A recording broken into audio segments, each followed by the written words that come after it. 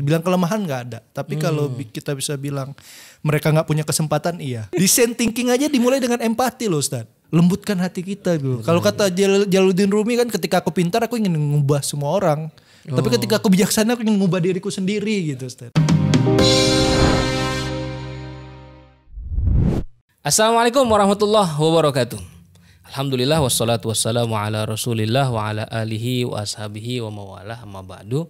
Sobat Tekinius, apa kabar? Mudah-mudahan semuanya dalam keadaan cager bager lahir batin. Amin ya rabbal alamin.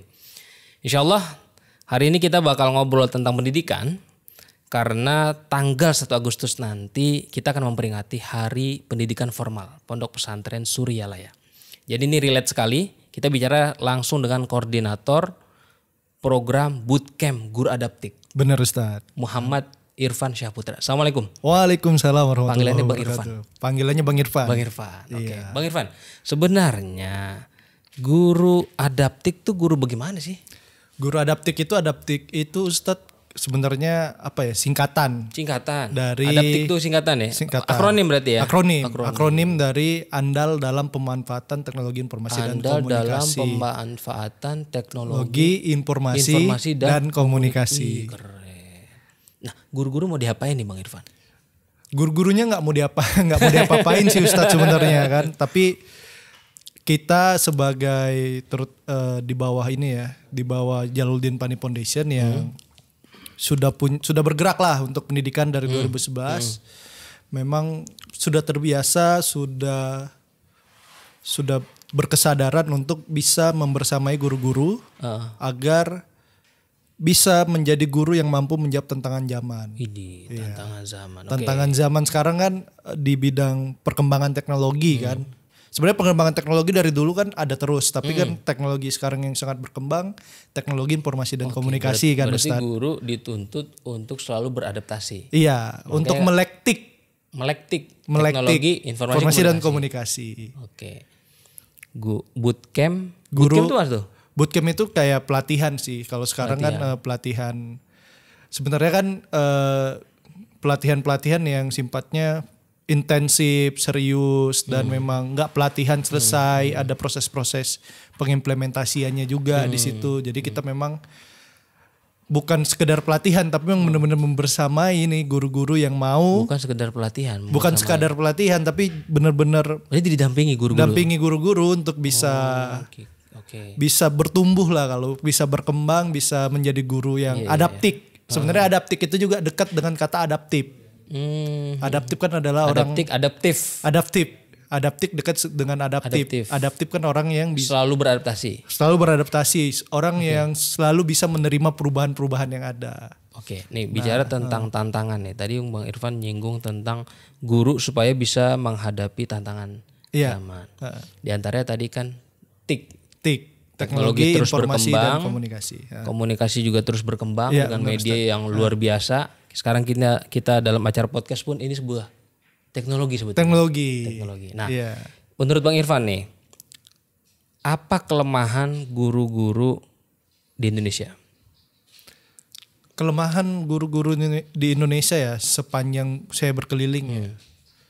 Kelemahan sih saya nggak benar-benar ngejumpai ya Ustadz ya. Kalau kita cerita, saya dari 2018 sudah datang ke desa-desa membersamai guru-guru. Bilang kelemahan nggak ada, tapi kalau kita bisa bilang mereka nggak punya kesempatan, iya. Oh, bukan punya kelemahan tapi tidak berkesempatan. Tidak punya kesempatan. Oke. Bahkan ada cerita 2018.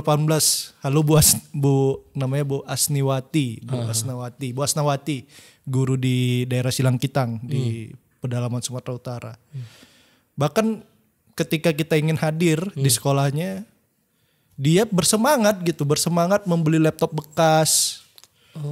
Padahal harga laptop itu bisa jadi sebulan harga gajinya gitu. Saking dia sangat antusias menerima kesempatan buat belajar itu. Jadi dia gitu kami mau pelatihan, dia beli laptop bekas, dan awal dia mengenal laptop di pelatihan itu kalau di awal pertama kali kenal laptop di pelatihan itu.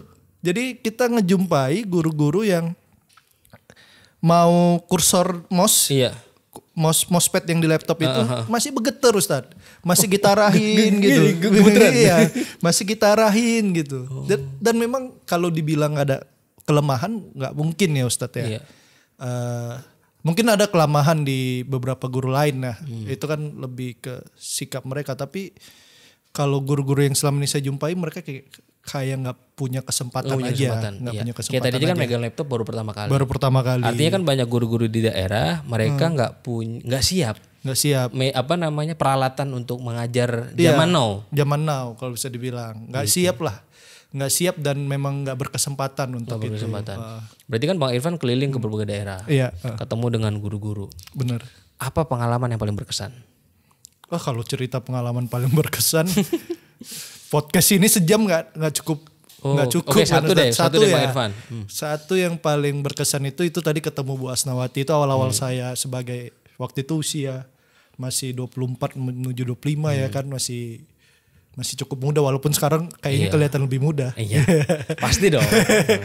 Jadi ketemu Bu Asnawati itu satu momen yang sangat berkesan buat saya. Yang kedua kemarin di tahun 2021 saya jalan ke Semelu.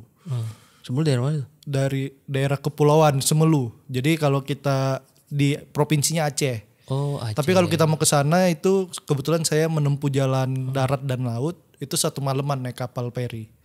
1 malam. Dari Kabupaten Aceh Singkil. Di Aceh Singkil untuk ke kepulauan Semelu itu 1 hari. 1 malam. 1 malam. Jadi kita misalnya berangkat jam 5 sore sampai sana subuh gitu Ustaz. Masya Allah. Jadi itulah pertama kali ngerasain naik kapal malam tidur bersama. Itu berapa orang maksudnya yang ada di pulau itu? Di situ sudah cukup banyak sih masyarakatnya. Sekolah di situ justru sekolah banyak Ustadz. Sekolah banyak. Guru-gurunya? Guru-gurunya kalau di guru yang tempat saya latih itu nggak banyak yang PNS. Tapi sinyal internet ada nggak tuh? Ada. Sinyal internet ada. ada. Sampai ya? Ada sampai. Tapi secara ini maju sih. Secara kepulauan sudah cukup oke. Tapi memang ya. Tapi memang ketika saya di sana ada sikap seperti antipati gitu Ustadz. Antipati terhadap ini program yang mau dibawa ke sana. Oke. Antipatinya karena kebiasaan guru-guru itu ya pelatihan, tapi implementasinya pelatihan gitu. Seminar, ujung-ujungnya seminar. Bukan seminar doang ya Bu, pelatihan. Saat pembukaan doang tanda tangan absen habis itu udah gitu. Oh, cuman habis itu foto laporan kegiatan. Nah, kalau kita kan karena memang ini amanah umat juga kan kita benar-benar melaksanakannya sungguh-sungguh. Iya, gitu. Ini kan dana sedekahnya. Dana umat kan, dari umat kan gitu. Jadi ya sudah kita laksanainnya itu benar-benar sungguh-sungguh. Berarti awalnya ditolak tuh ya? Awalnya bilang pendekatan dulu. Awalnya saya bilang mereka bilang Pak janganlah 6 hari, nggak biasa begini gitu. Terus mereka juga menganggap materinya nih nggak akan berguna nih untuk kita gitu kan. Ketinggian apa gimana? Sebenarnya karena mereka belum merasakan aja Ustadz. Jadi kita nggak perlu pada saat itu saya nggak menjelaskan ini akan bermanfaat sama ibu atau bagaimana. Tapi saya cuma mengajak, kasih saya kesempatan. 6 hari akhir pelatihan. Akhirnya 6 hari. Dan namanya kita di kampung ya Ustadz ya akhirnya seseorang yang mungkin belakangan mungkin asing buat mereka udah jadi keluarga gitu. Bahkan ketika perpisahan juga kita nyebrang pulau lagi, jalan-jalan segala macam. Itu yang enaknya kita ke kampung-kampung itu kan Ustadz, memang kita datang sebagai orang asing ketika kita benar-benar hadir dengan tulus gitu kan. Ya insya Allah mereka akan menerima kita sebagai keluarga gitu pada akhirnya. Bukan hanya bukan kalau kehadiran kita secara formal mungkin cuma ngajar di kelas. Tapi kan bukan hanya ngajar di kelas gitu. Bukan mentang-mentang kita ini trainer, kita mau ngelatih guru-guru, kita menempatkan diri derajat lebih tinggi. Ini pada akhirnya ya justru yang membuat mereka belajar, yang membuat kita makin dekat sama mereka bukan hal-hal yang mungkin kita lakuin di kelas, tapi hal pendekatan yang kita lakukan di luar kelas gitu. kita ajak ngobrol, kita tanya, bener-bener Dan dari situ banyak banyak lah masukan masukan. Kita juga dapat banyak pemahaman. Oh ini sebenarnya apa ya sebenarnya yang guru-guru butuhkan. Oh ini berarti sebenarnya Lasnas DPS ini Lasnas DPF ini punya concern untuk pemberdayaan guru pemberdayaan guru sejak 2011. sejak 2011 sampai Iya, sekarang. TCDP Dan sampai sekarang. termasuk yang Bang Irfan tangani sekarang, Yang sedang dilaksanakan Bootcamp guru adaptif. guru adaptif ini. Iya. Jumlahnya berapa Bang Irfan yang sekarang ikut nih? Kemarin itu peserta yang daftar kita ada 400-an guru. 400-an guru. Iya, tapi kita Dari seluruh Indonesia. dari seluruh Indonesia. Wih, cakep. Ya alhamdulillah Ustadz, berkah mungkin dari Abah juga kan. Berkah Abah. Terus 400 guru itu yang kita akan dampingi nanti selama berjenjang, bukan berjenjang ya. Ada fase-fasenya lah. Batch 1, batch 2, batch 3, angkatan. Sampai 6 angkatan. Sekarang lagi angkatan 1 berarti ya? Angkatan pertama. Angkatan pertama. Udah mau selesai lah Jumat. Satu angkatan berapa Bang Irfan? 50 sampai 60 guru. 50 sampai 60 guru. Iya. Dan ini didampingi. Berarti ada fasilitatornya. Ada fasilitatornya juga. Wih, cakep. Jadi benar-benar fasilitator itu kita amanahin. Ayo kalau misalnya gurunya narik diri, tanya seenggaknya kenapa. Kalau terkendala waktu dia juga masih bisa ikut di batch kedua gitu. Jadi kan kita ada syarat lah, namanya kita ada syarat minimum kelulusan. Kalau guru-guru yang gak lulus di angkatan 1 ini bisa ikut angkatan kedua seperti Dan itu. ini bukan perintah dari sekolahannya masing-masing kan? Bukan, sukarela. Sukarela. Sukarela. Karena kesadaran kan? Karena Artinya kan kesadaran. punya dorongan untuk Mau belajar. lebih baik lagi. Iya. Nah, dapat apa? Ada masukan nggak dari guru-guru yang udah ikut? Atau mereka responnya seperti apa ikut kegiatan ini? Masukan banyak ya Ustadz ya, apalagi kita kan memang memang kita sudah berpengalaman dari 2011. Tapi kita kan terus memperbarui metode, terus memperbarui pendekatan, terus memperbarui konten juga secara materi. Jadi banyak hal-hal yang di angkatan pertama kemarin perlu kita perhalus lagi, perlu kita adjust. Ada masukan dari guru-guru juga. Tapi dari segi konten materi guru-guru saya rasa mengalami kepuasan ya. Karena memang konten materi yang kita berikan itu yang akan guru laksanakan langsung di kelas. Jadi pendekatannya seperti itu. Tinggal memang yang materi kita kan pembelajaran pemanfaatan TK untuk pembelajaran berbasis proyek. Berbasis proyek. Berbasis Dan itu kan proyek. sesuai dengan Kurikulum yang baru, kurikulum merdeka. Kurikulum merdeka. Jadi kan dengan munculnya Merdeka Belajar kan kita melihat seakan ada transformasi nih di dunia pendidikan kita kan. Nah kita menjawab itu sambil kita tetap membawa visi kita. Sebenarnya visi DPF kan pendidikan kepemimpinan berbasis teknologi dan nurani ihsani. Nurani ihsani. Di situ nilai tasawufnya. Nilai ketasawufannya ada di visinya DPF itu. Kita walaupun kita tidak jelaskan di kelas, tapi itu juga kita tularkan, kita internalisasi tapi dalam aktivitas-aktivitas yang kita lakukan. Sama tadi teknologi juga, teknologi. Jadi apapun programnya DPF orientasinya ya sesuai dengan visinya itu. Nah, teknologi, gambaran Bang Irfan nih. Iya. Guru yang punya hati nurani, itu guru yang seperti apa? Guru yang punya hati nurani itu satu guru yang mau mendengarkan. Guru yang mau mendengarkan murid. Guru yang mau mendengarkan murid, terbuka, punya sikap keterbukaan.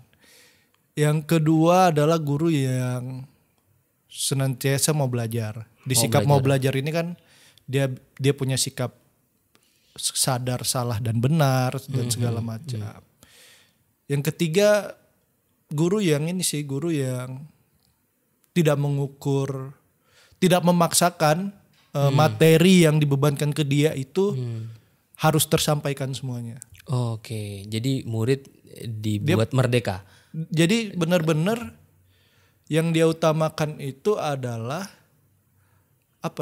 mengakomodir kebutuhan para murid. Maksudnya yang dia lihat pada akhirnya apa yang diajarkan sudah bermanfaat belum untuk murid-muridnya. Gitu. Kan banyak sekarang Jadi tidak mengukur murid itu melalui nilai-nilai pelajaran-pelajaran yang diberikan kepada murid.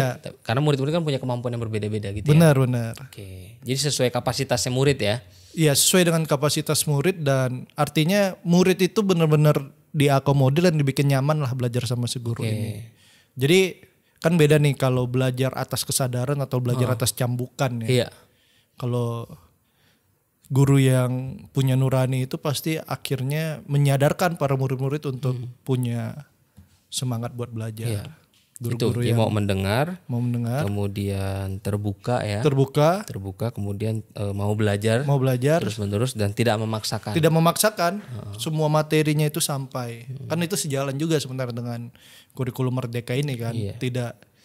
Dia tidak ada targetan materi sampai ada fase-fase Betul, gitu. karena sebetulnya bukan guru yang memberikan ilmu. Ya, Allah ya Al-Alim. ya Allah yang memberikan ilmu. itu. Guru kan sebenarnya sifatnya fasilitator saja. Fasilitator. Oke. Apalagi kan yang kita latih ini guru SMP dan SMA. SMP dan SMA. Iya. Oke. Guru SD belum kita SD sentuh, belum ya? belum kita sentuh. Mungkin akan kita sentuh ke depan. Guru SMP dan SMA ini kan guru-guru yang memang harus benar-benar berperan sebagai fasilitator. Sebagaimana kita juga sebagai trainernya guru-guru berperannya sebagai fasilitator. Maksudnya pada akhirnya nggak apa-apa nih konten materi dibelokkan kalau memang itu sesuai kebutuhan. Jadi Tapi tetap masukin tadi itu teknologi dan nurani ihsani dalam proses implementasiannya gitu. Oke. Jadi yang disebut guru punya hati nurani itu dia mau mendengar. Mau mendengar Ustaz. Kita kalau Emang dia banyak punya empati gitu. Bukan hanya guru ya. Semua manusia kan apalagi sekarang ini kan istilah baru yang keren, design thinking. Nah, design thinking aja dimulai dengan empati loh Ustaz. Gitu. Desain thinking dimulai dengan empati. Di tengah keterbatasan kita benar-benar bisa berinteraksi langsung dengan manusia gitu. Bener-bener empati itu kayak apa ya, kayak mengalami pendangkalan sehingga harus dikuatkan harus lagi terus gitu. diasah. Itulah tadi mungkin orang yang mungkin ihsannya baik mungkin dia bisa berempati, punya sikap ketawaduan dengan siapapun. Konon lagi guru Semakin berilmu bukan semakin sombong. Iya. Semakin punya banyak ilmu justru semakin banyak yang harus dibagi. Konon lagi guru dia punya amanah untuk mendidik anak-anak di Bukan sekolah. sekedar saya yang penting udah ngajar. Udah ngajar, udah dapat sertifikasi. Sertifikat udah, yang penting saya dapat gaji tiap bulan. Enggak kayak gitu ya? Enggak kayak gitu, Ustaz. Dia kan punya amanah ini buat mendidik. Orang tua mempercayakan anaknya buat dididik di sekolah gitu. Karena kan kalau kita sebenarnya kan mindsetnya kita itu masih pendidikan tuh urusan sekolah. Padahal kan gagasan. Ini mindset orang banyak kan? Mindset orang kebanyakan. Pendidikan tuh hanya urusan sekolah gitu kan. Keluarga. Jadi ada orang tua yang rela nabung banyak-banyak sebenarnya. Iya. Pengen pendidikan anaknya nomor berkualitas, baik atau segala macam. Padahal kan pendidikan itu kalau kita gali lagi, gagasannya Bapak Pendidikan kita, Ustadz Ki Hajar Dewantara.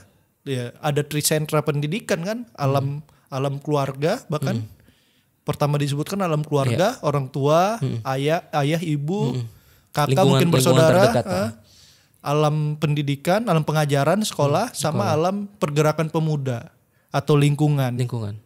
Jadi memang pendidikan dibangun dari tiga trisilam. Tidak sekedar transfer knowledge, tidak sekedar dapat ilmu. Knowledge. Artinya orang ketika belajar dia punya aksi nyata terhadap lingkungan sekitarnya. Betul Ustadz. Jadi pendidikan itu memang upaya kolektif gitu. Upaya kolektif semua lini gitu. Ya sekolah itu kan memang sekolah adalah institusi yang menyelenggarakan pendidikan secara formal. Makanya kenapa Abah Anom bangun lembaga pendidikan. Lembaga pendidikan. Ustaz. Karena betapa pentingnya membangun SDM yang berkualitas untuk membangun bangsa yang kuat. Iya benar Ustaz. Kita kan pendidikan itu apa ya, kerja masa depan ya Ustaz ya. Itu yang Abah juga mungkin nggak kayak makan cabe ya. Nggak kayak makan cabe gitu, dimakan gitu pedes gitu kan. Dan goalsnya pendidikan kan akhlakul karimah. Akhlakul karimah. Apalagi profil Pancasila.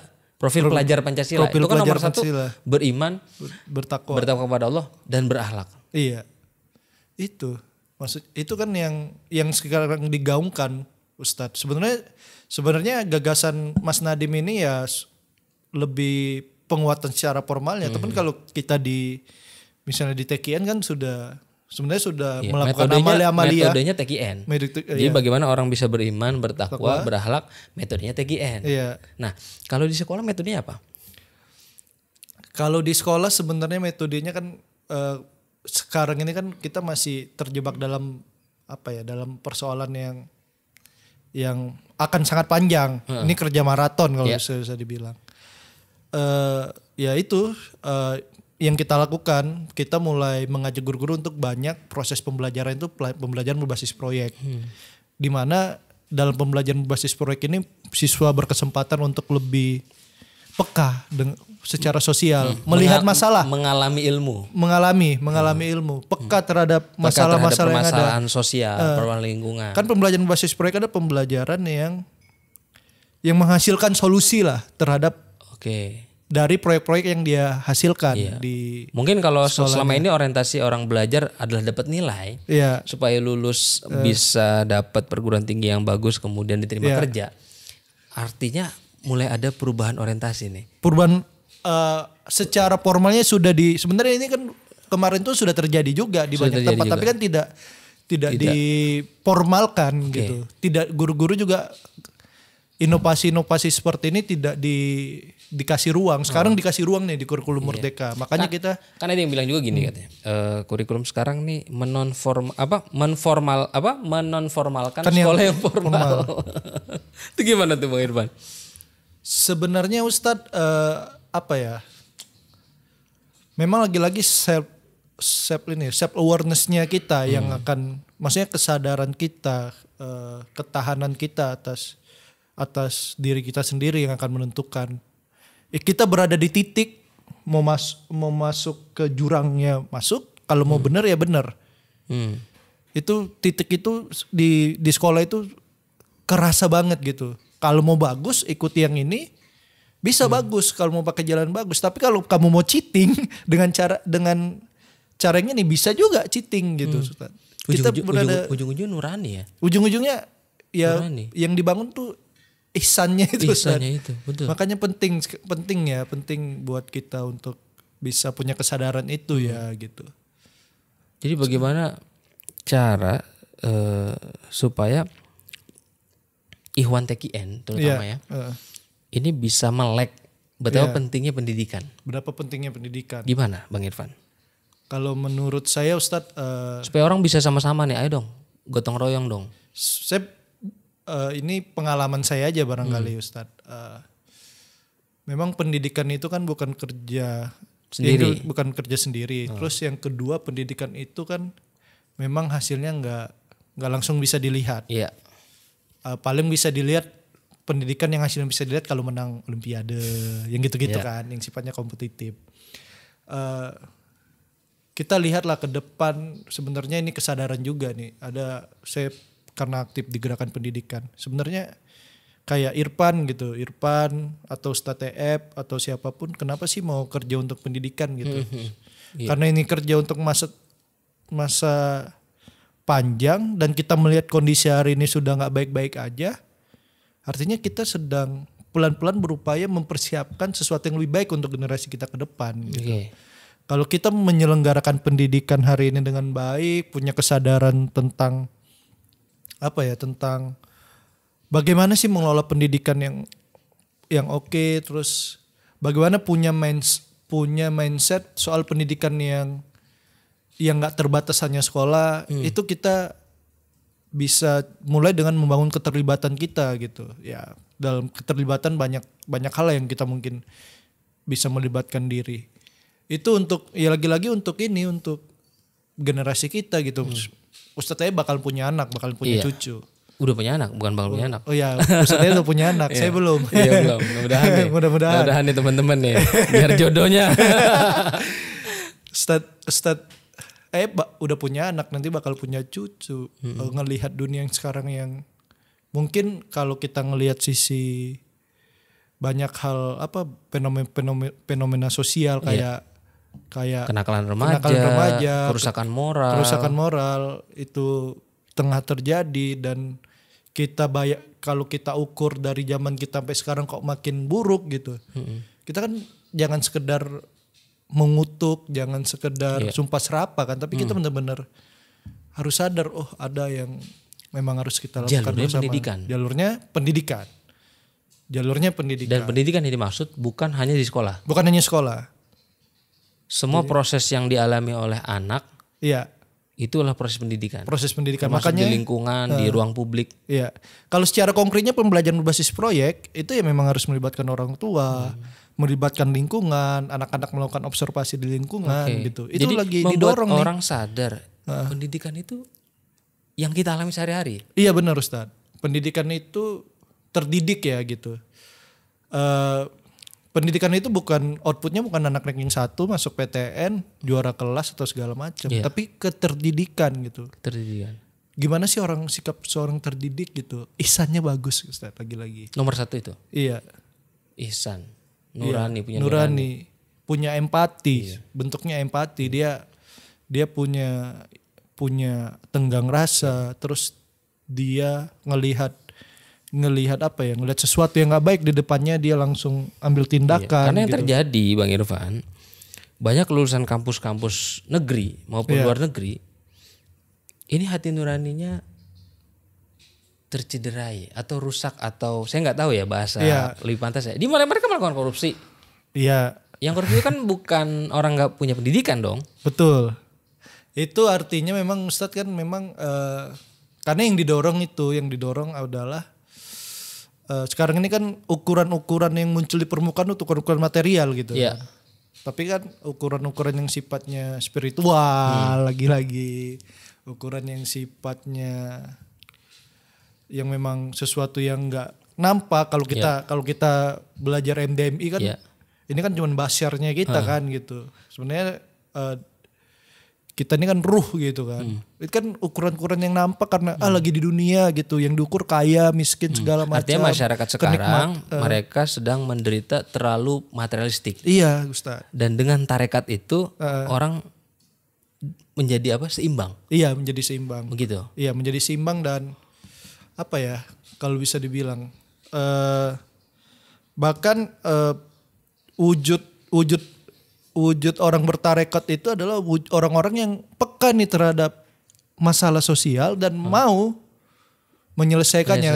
Kenapa orang bertarekat lebih peka gitu Ustadz? Karena memang hatinya kan lebih lembut. Oke. Iya kan Ustadz ya. Hati orang-orang bertarekat itu lebih lembut. Sehingga dia ngelihat sedikit saja masalah, ada problem di sekitar, dia pasti akan langsung terasa sama dia, dan dia pasti akan gelisah melihat itu. Kalau ada permasalahan di sekitar kita, kemudian kita nganggap baik-baik aja, justru kita ada masalah dari kita. Iya gitu Ustaz. Kayak ketika hati nurani tidak bergerak, tidak tergerak, ketika kita melihat problem sosial, berarti ada masalah. Ada masalah dengan hati kita gitu. Makanya itu udah pastilah Ustaz. Kenapa akhirnya saya juga di TKN ini nyaman di TKN, karena memang TKN itu membawa saya kepada kelembutan hati gitu. Dan kemarin saya juga bisa ngelihat masalah sekarang lebih ngelihat lagi lah. Lebih menundukkan hati juga gitu. Kayak gitu sih Ustadz, kalau orang yang sudah mengerti lah esensi diri ini apa, dia pasti nggak terjebak lah dengan ukuran-ukuran yang sekarang. Guru-guru penting nggak bertarekat? Menurut saya sih penting karena menyentuh sisi manusia itu harus dengan kelembutan ya Ustadz ya. Oke. Cara-cara keras itu cara-cara militeristik lah kalau kita bisa bilang. Cara-cara keras, tunjukkan. Anak-anak sekarang udah susah Ustadz. Soalnya anak-anak sekarang tuh informasinya udah berjubel di sini, ketika mereka lebih kritis dengan informasi yang lebih banyak gitu. Kita nggak bisa sentuh dengan dogma-dogma, atau kita nggak bisa nyentuh mereka dengan aturan. Kamu harus gini, kamu harus gini, kamu harus gitu. Nggak bisa lagi. Harus memang dengan empati, harus dengan itu. Karena memang hati ke hati ya. Yang saya rasakan empati saya mulai semakin terbangun karena bergabung di tarekat. Oke. Itu Dan itu dibutuhkan oleh setiap guru. Setiap guru. Karena guru berhadapan dengan manusia. Karena guru ya yang dihadapi ya manusia, yang dia bangun manusia, jiwa manusia gitu. Membangun jiwanya. Iya, membangun jiwanya. Bukan sekedar membangun daya Iya, intelektualitasnya. udah intelektualnya. Itu sih Ustadz. Insya Allah. Insya Allah. Semoga banyak guru yang bisa ini ya, sebenarnya bisa mulai sadar lah tentang hal ini gitu Ustadz. Iya. Kalau dilihat nih Bang Irfan, di Indonesia ini kan kita dari segi ranking misalnya, dari PISA aja kan kita nggak pernah beranjak tuh. Iya, dari PISA itu indeks literasi kita rendah lah. Gitu. Rendah. Ini masalahnya sebetulnya di mana? Masalahnya masalahnya kompleks sebenarnya Ustadz, kompleks ya. Kayak tadi itu ya, apa yang dipertontonkan, apa yang anak-anak lihat, apa yang orang tua tuntut dari sang anak, itu kan semua udah materialistis Ustadz. Itu semua udah materialistis. Artinya di situ sih Ustadz, memang kita perlu membangun kesadaran kolektif akan itu gitu. Dan membangun kesadaran kolektif itu nggak bisa dengan cambukan manusia sekarang ini gitu. Manusia sekarang ini pintar-pintar Ustadz. Dia pengen tahu apa hari ini, sejam kemudian dia bisa tahu. Enggak perlu sejam. Enggak perlu sejam kayaknya. Cukup ini aja kan? Cukup ini Ustadz. Tinggal searching. Bahkan omongan gurunya dicek. Bener apa enggak? Bener gitu. apa enggak? Jadi itu tadi Ustadz, lagi-lagi ayolah gitu. Maksudnya akhirnya ketika kita ingin membangun manusia, sentuh hatinya gitu. Sentuhlah dia tepat di hatinya kata Ari Lasso. Sentuh hatinya dengan apa? Dengan nggak bisa ujuk-ujuk nyentuh hati, tapi lembutkan hati kita gitu. Kalau kata Jalaluddin Rumi kan, ketika aku pintar aku ingin mengubah semua orang. Tapi ketika aku bijaksana aku ingin mengubah diriku sendiri gitu Ustaz. Oke. Wise. Iya kan? Iya. Ketika aku pintar aku ingin, memang kita bahkan sampai sekarang saya nggak pengen ya Allah nggak mau gitu ngubah orang tuh nggak mau, tapi ketika saya melihat saya masih kurangnya di sini, saya ubah diri saya gitu. Saya berhubungan dengan ini, kalau masih di mana nih yang salah nih, ini ada gap di sini, apa yang saya harapkan dengan yang akhirnya terjadi itu ada gap, apa yang harus saya perbaiki gitu. Oke. Bang Irfan, kita beralih nih. Saya penasaran nih, kita kan fokus di pendidikan rohani tadi, Kolbu Ihsani. Iya. Tapi sementara realitanya kita ini tertinggal bukan cuman secara nurani, tapi secara sains kita tertinggal. Iya benar Ustaz. Ini apa yang harus dilakukan sebetulnya? Yang harus dilakukan, tapi sebenarnya Ustadz, kalaupun kita cerdas secara intelektual atau kognitif, kalau hati kita juga ini kan jadinya kayak Ustadz tadi bilang kan, ada yang korupsi, pinter. Kepintarannya justru untuk memintari orang lain. Iya, tapi kalau ketika hatinya sudah, kalau kita bilang sudah robitonya terjaga, terus hobinya juga terjaga, insya Allah dia mau sepintar, kepintaran dia itu pasti akan diolah dia untuk kebermanfaatan gitu Ustaz. Artinya oke lah, secara teknologi kita kalah dari India, secara ekonomi kita kalah dari Cina, tapi kita juga masih punya peluang gitu. Di Indonesia itu yang mayoritas Muslim, yang di Islam ada paket lengkapnya iman, Islam, ihsan gitu. Dimulai dari situ aja lah dulu gitu Ustaz.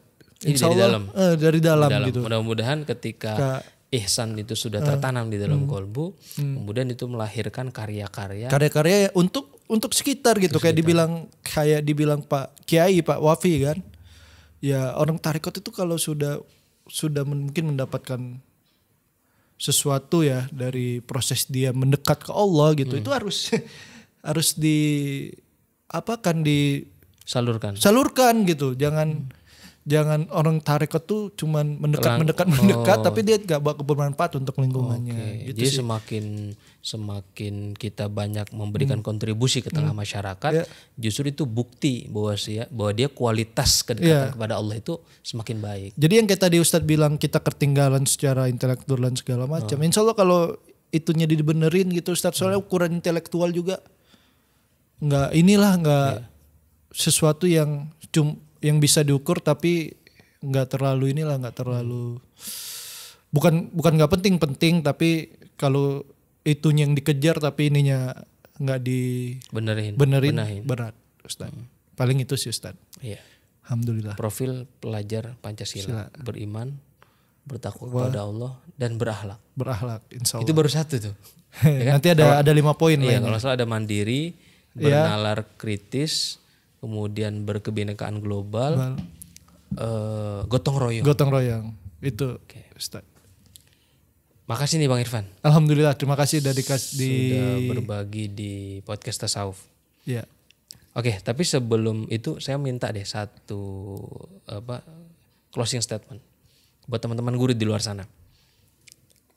Buat Bapak Ibu guru ya Ustadz ya. Betul. Jadi pertama saya tahu ya Bapak Ibu guru sekarang mungkin ada banyak guru yang sudah termotivasi oleh guru-guru lainnya untuk belajar. Tapi kadang belum tahu mau belajar kemana.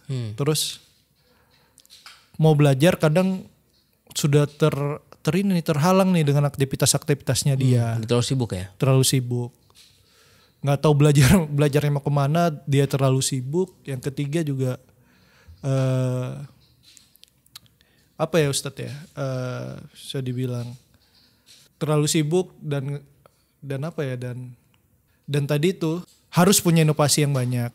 Jadi kita ingin mengajak sebenarnya Ustadz lewat ruangnya kita untuk bisa mengajak guru-guru ikut belajar bareng kita, belajar bareng kita.